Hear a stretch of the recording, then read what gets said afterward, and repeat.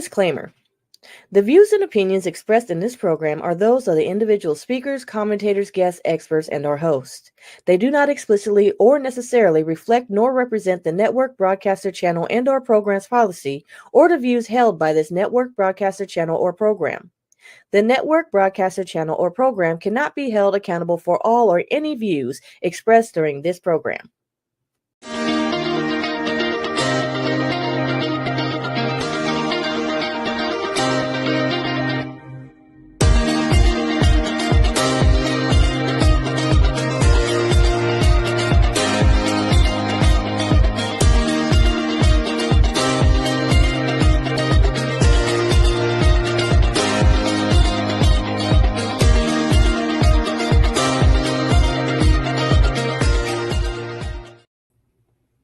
Hey, Fem Talk Nation. How are y'all out there? It is Fem Talk Tuesday, and I am Dr. Melissa Simmons, and we are here on Fem Talk. Now let's bring in our coach Shima. Hey, Fem Talkers. And I was a little frozen for a second. Oh, look at you and your pink red hair. It looks copper, actually. It's very cute. And then we're going to have our talk out of Fem Talk. Our producer, Nick Sims, is you going to join? Yes, he is joining us. Yay. We are here. I got my virtual background on. It is time to go. It is time to go. And before we start anything, I think there was a birthday this Sunday. Cheers. Yes, cheers. Happy birthday, Nick. Happy birthday. Is that birthday wine we're drinking? Yes, it is. It's, we had a good time. I went to a vineyard on Sunday. Nice. Now the heat, it got me, so I made sure we went inside real quick. Yeah. And, got some air conditioning because you can't be outside in this heat thinking you can just have a couple drinks. No. It gets you. So please, everyone, stay hydrated this summer because it's a hot one this week, and it doesn't. This is how summer's kicking off.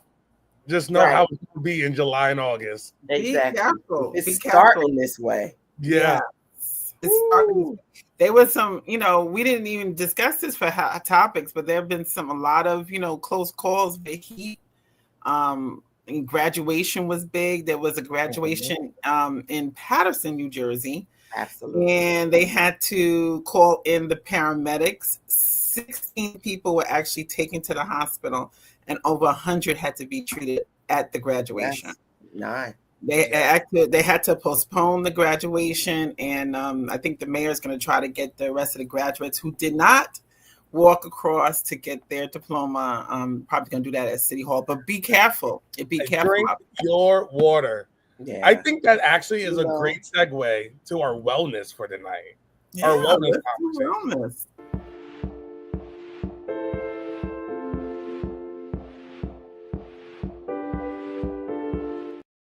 No, I love a good graphic. Yes. So our wellness question is: this is our new segment, and we're going to talk about aspects of women's health and wellness. So I'm excited about this. But we have a question for our wellness segment. I'm trying to have a hot girl summer, but I'm struggling. What can I do to stay healthy during the summer? I like this one. But give me some of your opinion, because you understand hot girl summer very well. I was trying to figure out what she might mean by she's trying to have a hot girl summer and she's struggling. I guess what kind of wellness we may be talking about, huh? Right. Now she might have to go to a spa, huh? It could be. Well, I'm gonna try to keep it nice and high level. Maybe she's just a little overweight, or she's just not in the body that she actually would like to be in. Right. First of all, listen, I'm gonna say it because I done had me a few. More recently, I had quite a few hot girl summers. It was my plan, but you gotta decide that this is the body that you have, and decide what you're gonna do with it and what you can do with it. immediately make it into the body that you imagined that you would have this summer? Possibly not. It's already summer. Right. So you got to embrace what you have right now. As far as health and wellness, dude, like Nick said, stay hydrated if nothing else. Eat light, healthy, nourishing meals. I would say eat a lot of fruit, but you got to be careful, and it depends on what your nutrition is like, what your health is already like. Yeah, be careful. They have a lot of sugars in it. Yeah. But I guess off the top of my head, like I said, surface, it would be stay hydrated, stay covered up, sunscreen, not clothes. Because I am one that believes in less clothes than sometimes. In the wintertime too. But, cover yourself, be healthy out there in the sun. And just enjoy. Have a healthy mindset. What are those three things? Healthy mindset, healthy nutrition, and just healthy body. Yeah, they're healthy. I think what you got over there? Oh, okay.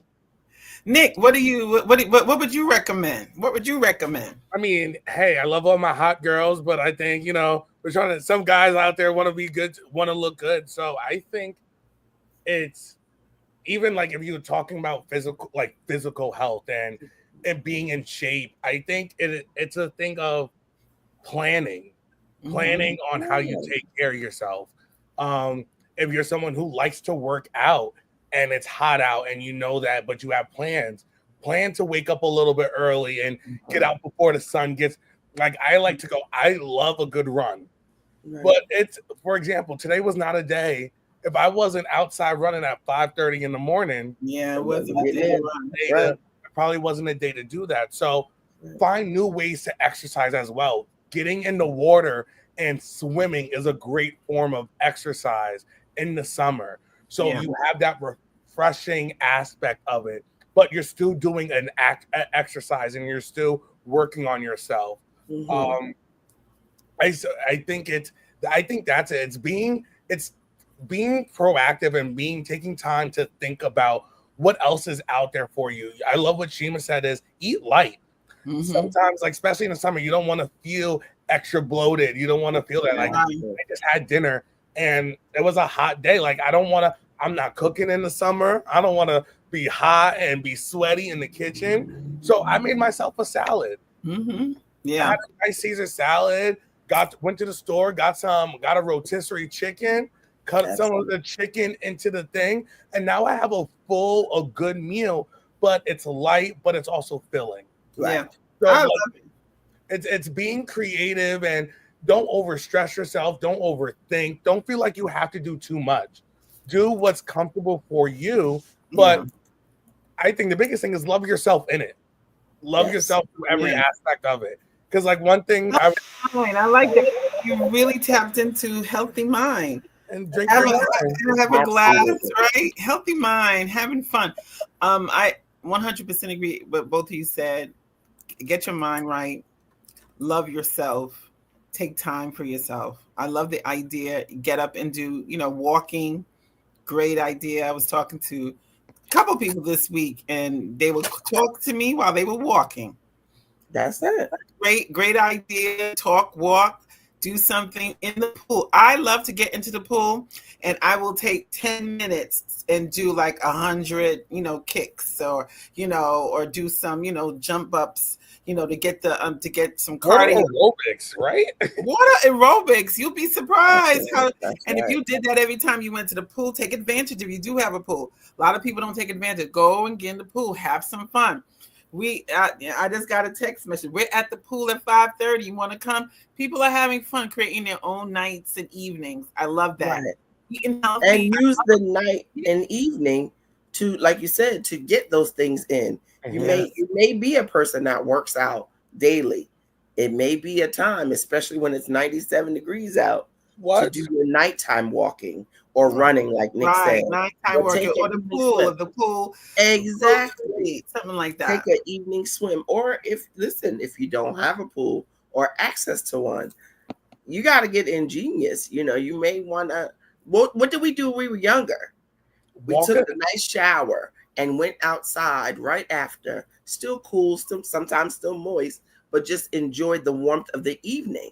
Oh, I got another one. And you're clean.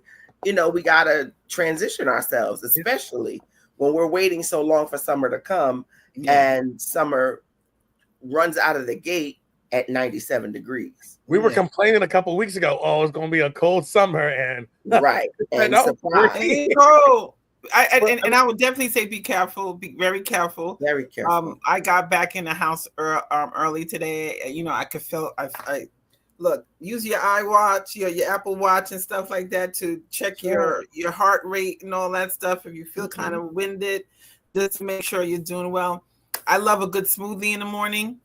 That's a good way to get your veggies in, your fruits in. Right. Keep to the berries. They're lighter in, they're light in sugar as opposed to, other fruits.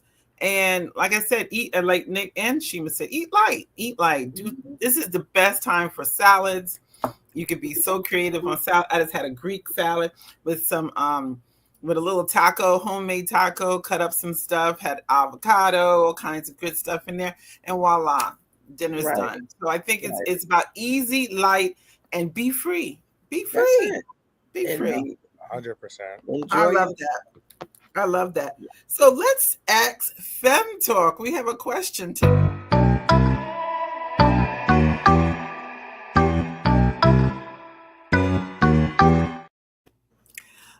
Last week we really got in. It was a little messy last night, but last week. But I love a good messy question, and we have another one this week.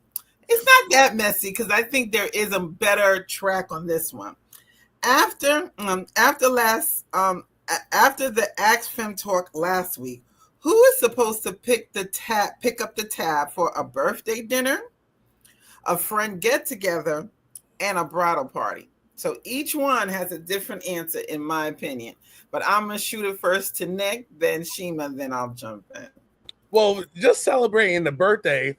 Whoever's around better be picking up my tab. That's what I'm gonna say. I'm not paying the tab. No, absolutely not. I don't believe in it. I don't believe in it. I believe, especially if you're celebrating, if you have people being with you and they're here specifically that birthday to celebrate you, you shouldn't be paying. Now, I don't believe everyone should pay their own tab, but then your friends should come together and take care of you. I'll be real honest. I was out with a couple of my friends, and out of habit, I pulled out my card, and I'm really close with one of the bartenders at my local bar restaurant that I go to. And she stopped me and goes, "Excuse me, it is your birthday. You are not paying." Looked at my friends and goes, "Well, who's picking up Nick's tab?" And everyone looked around, and one of my friends, he goes, "She's right," and pulled out a card and paid. I think if you're out to celebrate someone, you should celebrate them.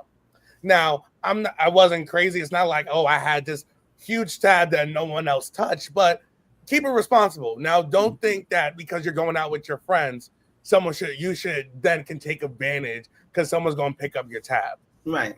There's decency and order with everything that you do, but you should be taken care of 100%. 100%. What, Shima, you agree? You know me. I am an avid outgoer, goer-outer, I should say.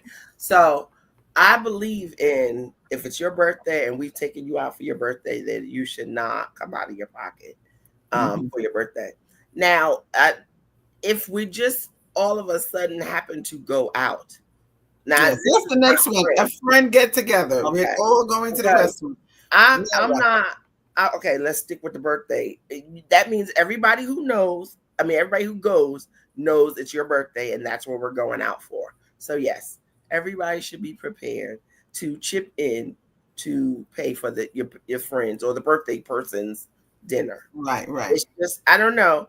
it's etiquette, but everybody doesn't do what normal etiquette would be. That's right. And some people feel like they need to be explained that ahead of time, which is fine, but you should automatically know or think that I need to give a little bit more for the birthday. Yeah, when you're going out for the birthday, I don't think it's an explanation. We're going out for the birthday. If it's 10, including the birthday person, you divide it by 9, right? I mean, no brainer. It's whatever. 5, you divide it by 4. Whatever it is, that's right. The birthday person should not pay. Now, it's a friend get-together. Who should pay? Everybody's paying. Why are we leaving everybody pay? We all eat, we all pay. And you pay separately. And I think you pay separately because what I've seen is some people may have a I'm listening. I think what happens so the drink tab can really set things off. Meaning everybody gets a meal. You'll see some people, I'm just doing an app, and they give me water in a straw. Give me some lemon, some sugar, water in a straw. You already know that person is not going to pay for your drinks, right? Water, lemons in a straw. Oh, haven't you seen that before? Where people come, they ain't gonna buy no lemonade, but give me enough lemon, some sugar, and give me water, 5 lemons in the sugar package. I'm good. You come on now, y'all seen that's tacky, but already you know that person is not gonna pay for your 3 lemon drops or your 2 margaritas or your 3 Long Island iced tea top shelf. Okay, so I think everybody pays individually for their bill. Top shelf. Right, you and I said the same thing. Not top shelf. Okay. I was like, oh, you trying to have a time? Look, that's how we roll. When people I go out with, they go Long Island tea, Long Island iced tea, top shelf. Okay, we ain't playing. Right. That's an expensive drink. I'm just saying that I think that's the time you tally up yours, and then everybody chips in for tip. Right. But you tally up your bill and you pay for your bill. I don't think it should be if 10 is going out, you divide the bill by 10. Because I think that becomes dicey for people that didn't plan, and especially if some people are like, they're a little bit liberal on the drinks. That could be. I don't want to eat a salad and pay $50. Put it that way. Not only did you not plan for the people that don't plan, for the people that don't drink at all. Mm-hmm. Buying drinks or adding drinks to the bill is dicey all the time, even in the birthday situation when someone does not drink. What I started doing, my little workaround for that is when I go out with my friends, I typically open up my own tab at the bar and we're at the table and I go, hey, we can hang out and we can have our time here at the table, but I'm going to deal with all my stuff with a bartender one-on-one because I don't like that. And I encourage everyone to do that. And I'm polite. I talk to the waitress, hey, we're going to do drinks separate. Or if you are going to split it, tell your waitress beforehand, hey, it's a couple of us. Exactly. We're going to split the thing up. Do you want to know in advance? How does it help you? Because you then having 5-6 people at a table and then go, oh, well, we want to split it. Or here's 5 or 6 cards. What if they have rules against that? Yeah, exactly. You should know. And some of them do. So they don't like to set expectations with your group. And you set expectations with the people serving you at that bar, restaurant, wherever you may be at. I have one girlfriend who literally will order her own check or separate check every single time because she's going to eat what she wants. Now, of course, I eat what I want as well. And I'm going to split it or pay extra or whatever. But I'm assuming she has been in other eating scenarios where there was something said or people was, like you said, had a salad and she's had lobster, So she will with the expectation, right? With the look of, I'm not splitting that bill. So I think when you're out together, handle your own stuff. I love the idea of creating your own tab at the bar because now you do what you want to do, and everybody's on their own. Right. Last but not least, bridal party. Who picks up the tab? Luckily, I haven't dealt with that one. Now, are we talking bridal meaning? I think the person who did this, they were just on a bachelorette weekend. Okay. So I know that for a fact. So I'm thinking more they were out club and drink and doing stuff over multitudes of days as well. It was a weekend long event. Okay, so that puts a little bit different spin on it, but bridal parties are supposed to be the tab for the actual bride. This is wedding etiquette 101. Bridal party activities should be handled by the bridal party, where the bridal party all chips in for the bride and they host the bridal party. That's who's supposed to host the bridal party all weekend. That's what I was. They were in. I'll put like a little different. They were in Nashville, and every day had 2 or 3 events. That's different. And now, if the bridal party, if they got together and planned it, and everybody agreed to that, that's different. And then everybody would take care of their own and chip in for the bride. Mm-hmm. But that's if they planned it that way. Mm-hmm. I think if the bride now says this is what I want to do, then I think that tab is on the bride. But the signature event or the signature dinner, I think then that you select the dinner that the bridal party will handle. The bridal party is supposed to contribute something. That's my point. I feel like if it's a long weekend, then you pick which one. Okay, we got Sunday night or something like that. But I think overall there is because that's supposed to be your gift to the bride. If the bride has selected you, and that's an important thing. Knowing when you're asked to be in a bridal party, be prepared with your money. If you're not, then say, I'm not going to be in the bridal party. Why you laughing? Because I saw your look. You was like, okay, wait, let me see how she finishes this thing. I'm really figuring this thing out because I done been in quite a few weddings. Mm-hmm. Yes. And I'm be honest with you. I am all for the bride. I don't want the bride to have to do anything, but we have gone away. We are on the bride weekend. This is the bachelorette weekend. That does not say that the bride pays for nothing. No. And it does not say that the bridal party pays for everything. I'm not for that. Not if there's a weekend. If that's what you're deciding to do, there's a specific event, like you said, an event that everybody chips in for. Yes. That then the bride, the bride doesn't pay for that event. Right. But if it's a whole weekend, everybody pick up their own tab. Because who got $5,000, $6,000, $7,000, $2,000 to spend and split it with everybody? No. Not doing that. And listen, it may be a night. It depends on you and your friend group and the people that are in the party. All the time, are there always going to be all your friends? No. So you got to think about the mixings of these groups. Sometimes it's not going to be all your girls. It may be her girls, and you are affiliated with them based on her. So I may not be down for every single thing, but it may be my choice, and this is just Shima. If I say, well, this is not the main event, but it's Friday. We just got here. I got you. Like the bride drinks are all on me. When I drink, the bride drinks. That's choice.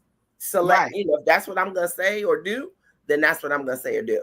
I wouldn't expect everybody to do that or take a day, and I wouldn't also expect as the bride to not pay all weekend. Yes, it's not one of those events where I left my wallet.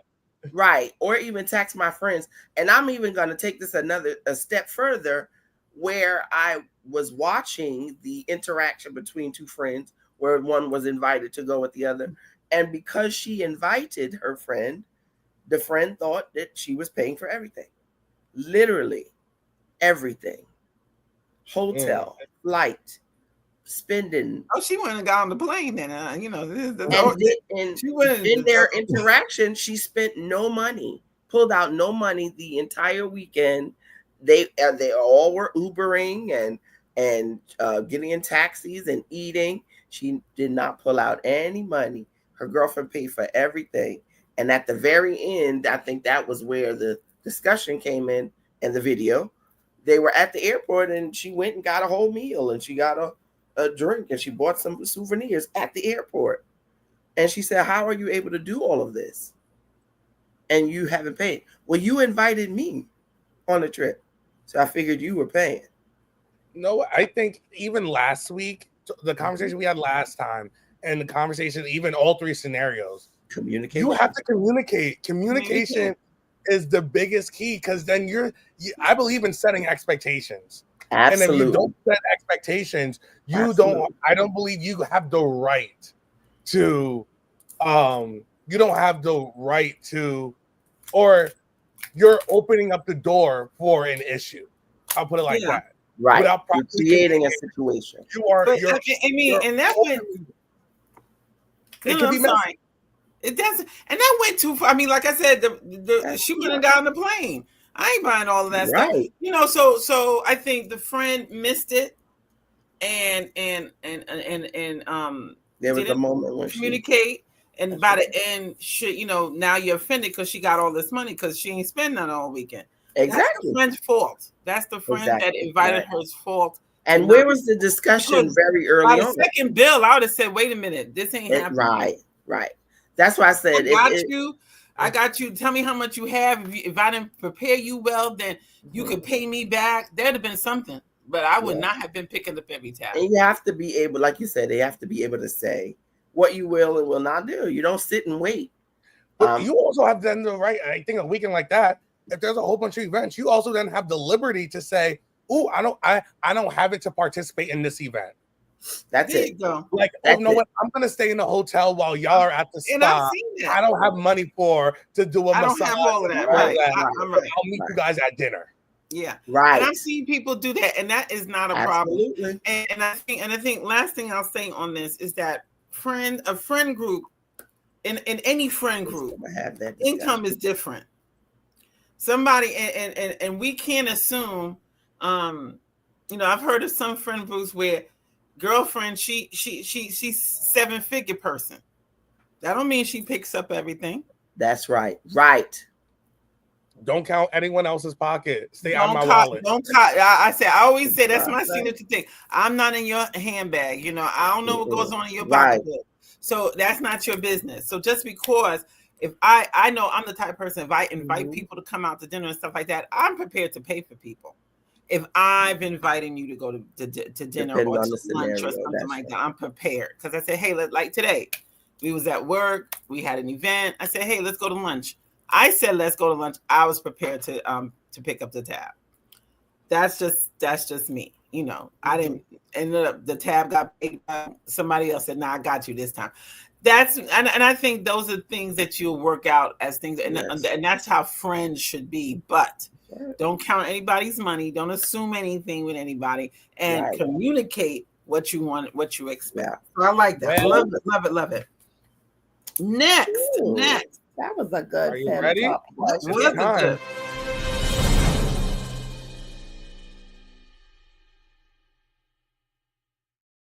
I'm so sad about this one. Or I'm conflicted. Let me say that. What the Diddy trial? Let's talk about Diddy. The Diddy trial. I am disappointed in the sense where I was expecting a lot more to be brought forth. And when you raid somebody's house, make it this spectacle, put him in jail, turn around, won't give him bail, accuse him of all kinds of stuff, get to trial and don't bring it, I have a problem with that. Now I'm almost like, I think we got a good sense of who Diddy is, but I'm almost, the conflict for me is, hey, why did you treat this guy this bad if you didn't have all of this stuff?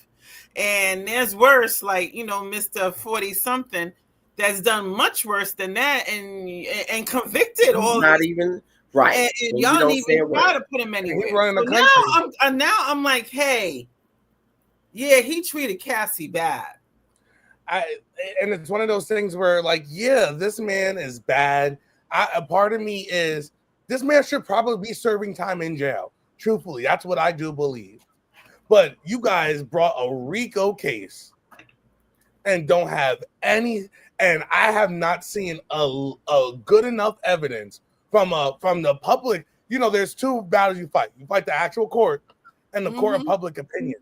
Right. And at this point, the court of public opinion is, I haven't had there's domestic violence, yes. Abuse, yes. Harassing these people, yes. But I'm not seeing the racketeering and organized crime part like y'all said. So what y'all brought this case against is not there. So you did all of this, and this man is about to walk.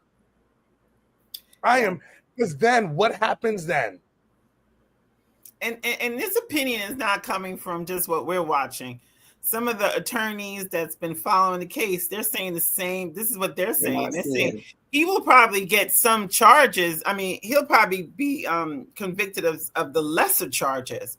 Right. But they don't think they have a RICO case or racketeering, nothing like that. They said the biggest thing he did was because he did bring prostitutes across state lines.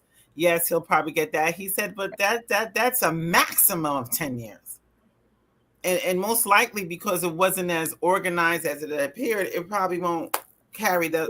This is my thing. What were they going for? I mean, I know what the charges are. It was a long laundry list of charges. What did you think you were going to get as far as years? If you get 10 years, RICO, I'm thinking mafia. I'm thinking mafia. So I want to you bring the books. You bring the bad boy. How he used his label, bad boy, to kill people, to sell drugs. Like, where is the organized crime as a business connection? Because I'm not seeing that. Yes, this is not the Godfather. You hit it. He was expecting that, and that is not what they brought. Some money.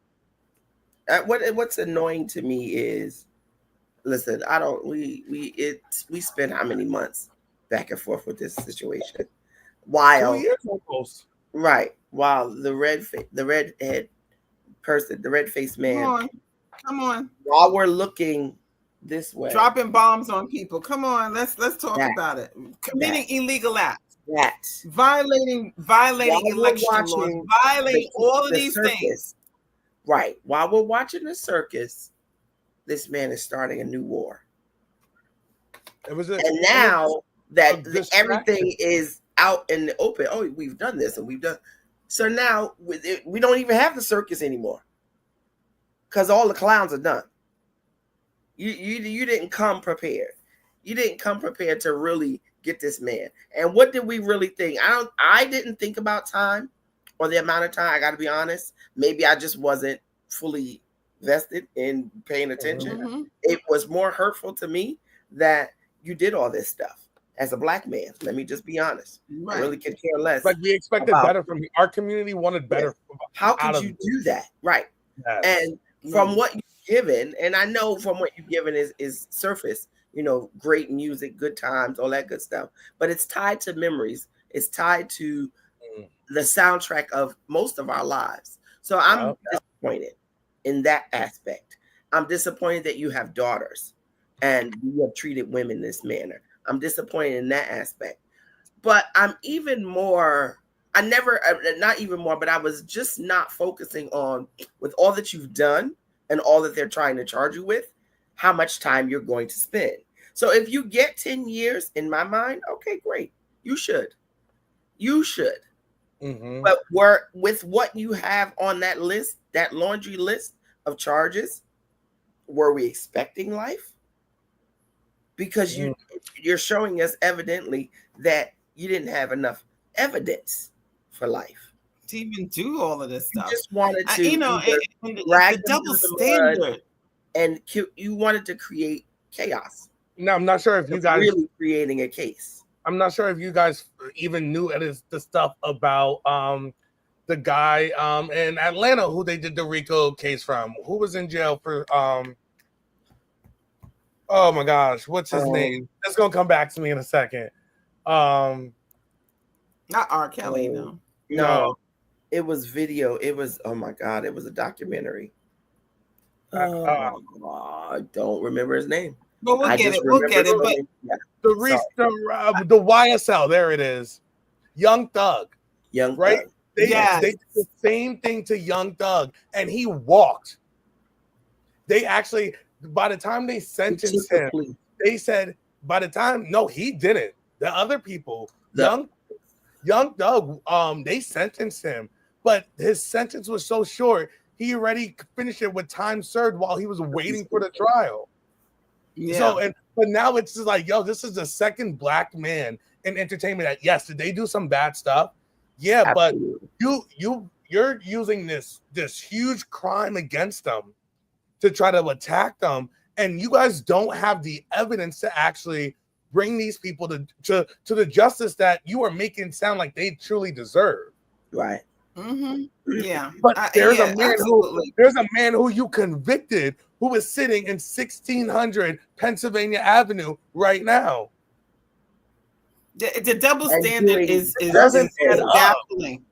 Yeah, and doing just as heinous things or more.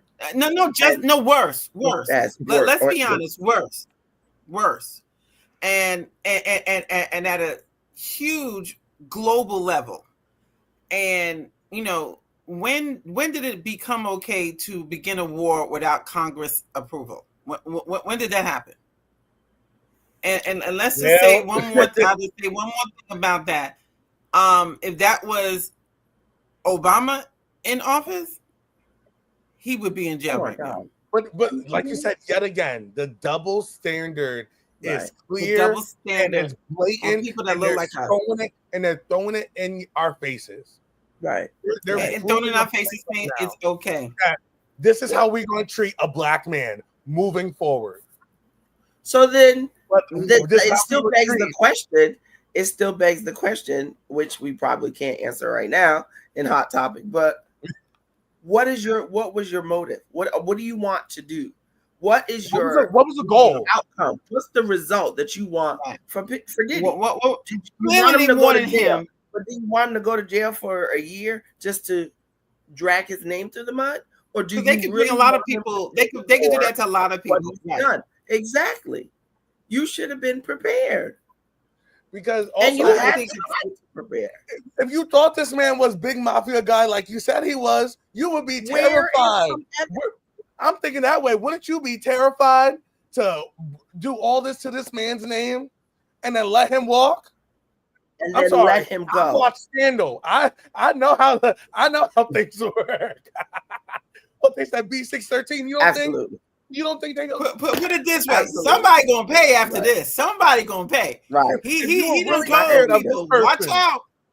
He already told too many people, watch out. He said, I still got my list. So I'm gonna end it there.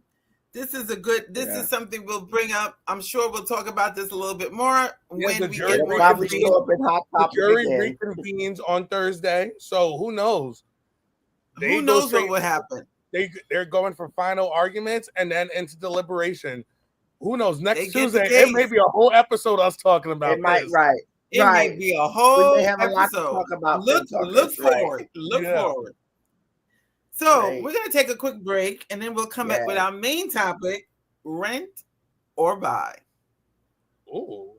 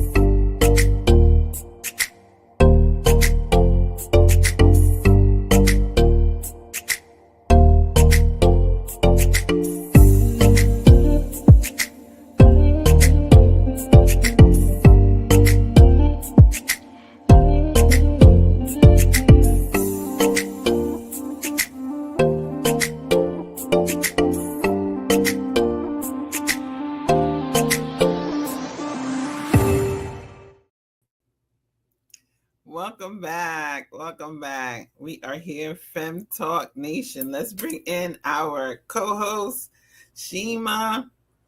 She talks. And let's bring in our producer, Nick Sims. We've been having some great conversation today. And one of the things before we start, I just want to do a shout out to Tracy, Coach Tracy. She's taking care of family tonight. Our love and prayers are with you tonight. We love you, we miss you, and we're praying for you. Also want to shout out her son. He graduated. Jordan graduated. So I just want to shout you out, Jordan. We're so proud of you. We're so excited for you. Absolutely. Go on to bigger and better things. Just wanted to do those 2 shout outs for us today. So let's get into this topic. That, the big conversation now is, should we rent or should we buy? And I'll just give it a little bit of background. Couple of years ago, as everybody knows, about 5 years ago, we went through the big COVID pandemic, and mortgage rates during that season plummeted. We had mortgage rates below, at one point, they were below 2%. Absolutely. They were below 2%. I know that because I didn't take my home loan at that time, but I took a business loan in my role as CFO, and we were under 2%. And a little bit, and when we actually bought our home during the pandemic, we were under 3% when we finally bought. And Jesus, yes. Right. Let me tell you something. The excitement, I can't tell you how excited I am, because that's not my first home we bought. So being able to buy a home under 3%, it's just phenomenal. If you don't mind sharing, your first home, what was your percentage then? Now, and that was the point I wanted to make. So when we bought a home, and our first home was bought in 1996.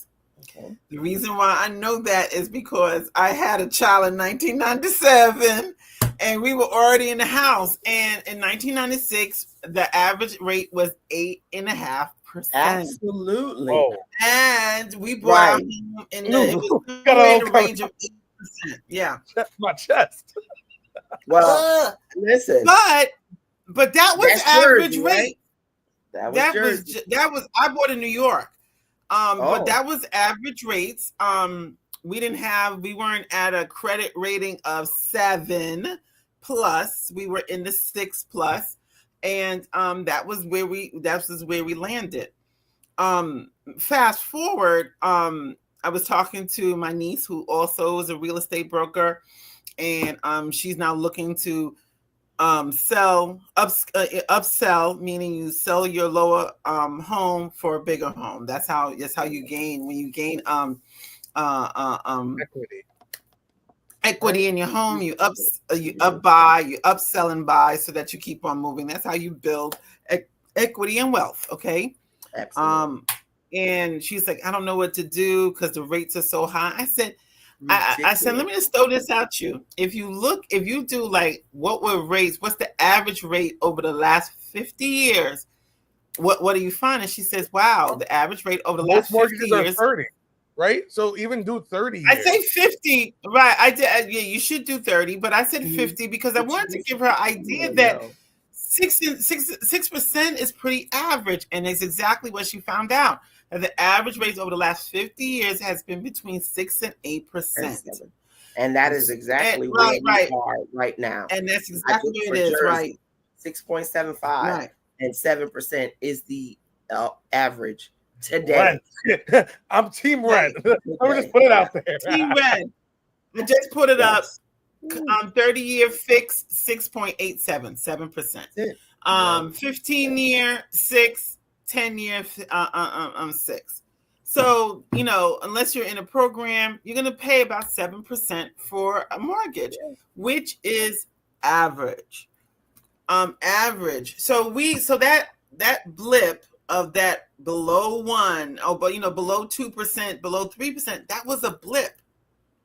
And now they're more average. So I think the perspective of Nick, and you're clearly bringing that perspective to light, is that I think your generation is thinking that this is way too high, the rates for mortgages. Where this is what we lived with for, like you said, 30 years, right?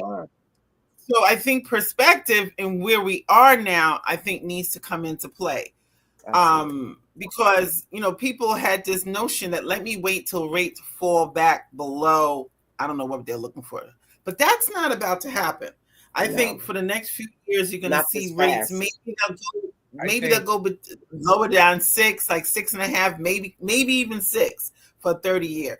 But I don't think you're going to see 5 and 4% for a while. I had 5. That's a 4 or 5%, and that was 2000. Yeah, I think. What'd you say? How much? 2000 in year 2000. I think my mortgage was 4.7. Okay. 4.7. Yeah, and that's 20 years ago, right? Our generation is we're growing up and we're hearing about, like, we went through. I remember hearing about the housing crisis and learning about that back in 2007, 2008. Yeah, right? 7, 8, right. You saw that and you saw what dropped and then how it got back up, and then COVID happened. And me and my friends make this joke. I've lived through so many unprecedented events already. It's just a normal Tuesday at this point. Yeah. So like it's one of those things. I think a lot of us, especially this younger generation, they're like, well, we know it's going to fall again. Like, it's just right now, it looks like the pattern every 10 years, we're going to see a drop. Now, see, that might be a good gauge depending on how your life is going and what you've planned for. You may, and I have to honestly say that I would agree that if you can stick it out and you can, maybe find that niche where you can live somewhere and wait until it gets a little better. Right now, I rent, and like I think one of the things that we said we were going to talk about, the benefits of renting, right? The benefits of renting is you're responsible invested is the money to pay your rent.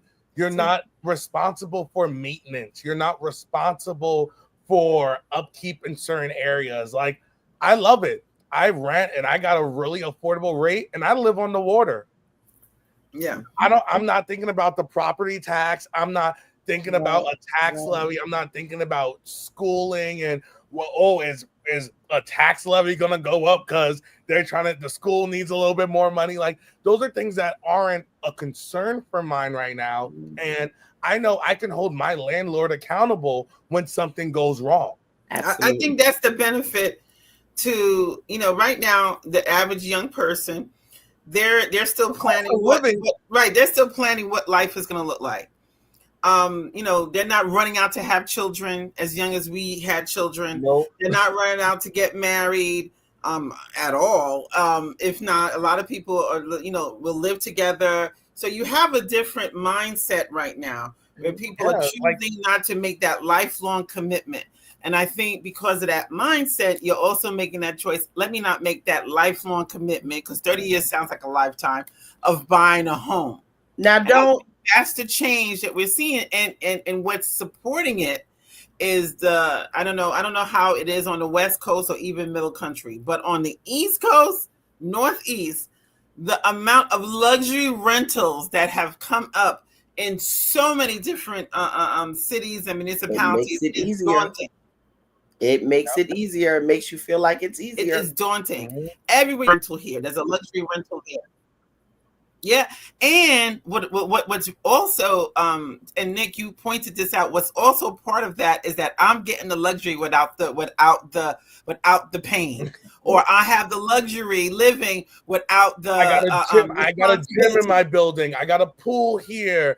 Like, for me, I have access to the beach whenever I want, and I have a little private section of a beach that I can go to. Yeah. Right? It's some people, though, luxury apartments, they have supermarkets built into them, and you have amenities makes you feel like, okay, cool, I don't have to pay for a gym membership. Right. I've arrived. Right. Me and my friends joke around.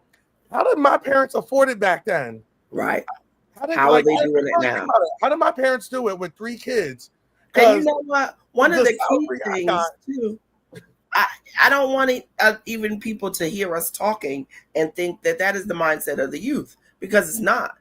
I have to say for myself, I've been on both ends of the spectrum. I've been an owner since 2000, but I've also rented. I even rented while I was owning because I lived in a different part of the country. And at this age, and like you said, their mindset may be, I'm not ready to settle down. I'm not ready to take responsibility of a full piece of property, or I'm not ready to have children. It may be the flip side. Okay, I have done all those things, and I don't want to maintain a home. Right. I don't want to worry about what's going to happen to the boiler or who's going to do the landscaping and all of that. I want to pay, and hopefully I can, I can afford it, to have someone else worry about it. Right. And I think that's where tonight's discussion came from, because it boils down to how much, is that feasible? Is that a waste of money?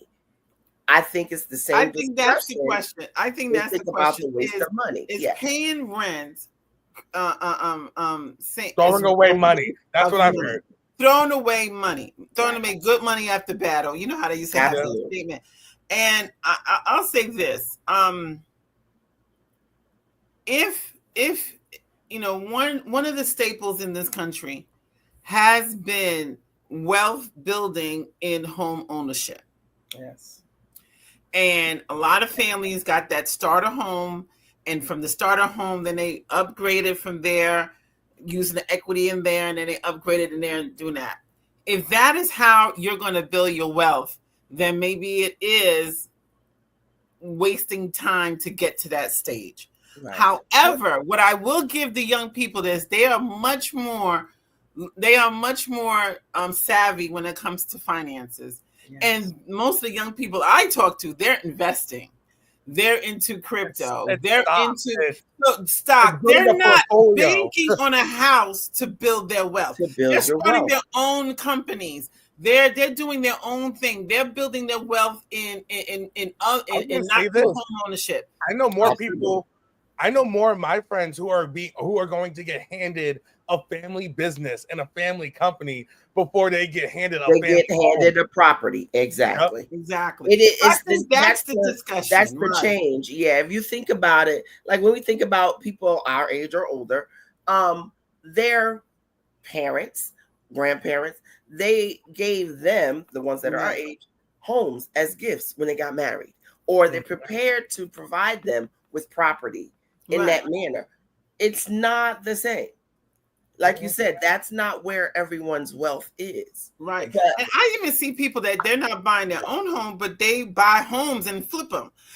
So I think what that's more of the buying, right? And how many of them realized that they couldn't flip those houses and created companies to manage those houses and rent those houses now? Absolutely. So I think it's mindset in how are we building our own wealth for the future? Right. Where young people are saying, I'm not going to rely on my house as my wealth builder. Right. Let me rely on other things, businesses, investments, and let me do it that way. And let me then live luxury in my rental and not have no stress behind it. I was going to say it's a live now mindset. Mm-hmm. It is not live later. It is not live when I retire. A lot of people, even people who are older, I know I'm not going to have Social Security at this point. Listen, that's what I said. It's not necessarily just the ones who are knocking on 60. I mean, the ones who are knocking down 25 and 30 or knocking on 60. It's a mesh of both that feel like I want to live now. Mm-hmm. I have to say, my generation, we worked hard. We were savers. We were investors. I worked hard. So and now you're trying to live that ownership. Right. But I'm also glad and understand that I've done it, and I don't necessarily have to continue doing it or do it again, because I'm embracing the live now mindset. Ooh, and on that note, we are. I need to say that the live now mindset. Live now mindset. Let's leave with that. The live now mindset, which I have to applaud my young people. Live now, because a lot of people, they've missed out a lot of years. That's why. It's not so rent or buy. Close out. I think rent one, but let's end it there. Thank you, Fem Talk. We enjoyed you tonight. Have a Fem Talk beautiful evening, and we will see you next week on Fem Talk.